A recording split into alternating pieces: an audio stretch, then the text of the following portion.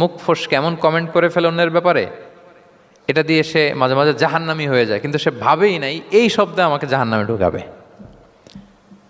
কারণ এই মুখ দিয়ে যা বেরোয় এটা বলতে অনেক সাবধানে। রাসূল ইসলাম বলেছেন, দুইটা অঙ্গের গ্যারান্টি যদি কেউ আমাকে দেয়, আমি তাকে জান্নাতের গ্যারান্টি দেই। মাই আদমান লি মা বাইনা লিহিয়াইহি ও মা বাইনা রিজিলাইহি আদমান লাহুল জান্নাহ। দুই অঙ্গের গ্যারান্টি যে দেয় তাকে আমি জান্নাতের গ্যারান্টি দেয়। এক হচ্ছে দুই চোয়ালের মাঝখানে যা আছে, মানে জিব্বা, এই জিব্বার গ্যারান্টি যদি দেয়। আরেকটা হচ্ছে দুই পায়ের মাঝখানে যা আছে, মানে মানুষের প্রাইভেট।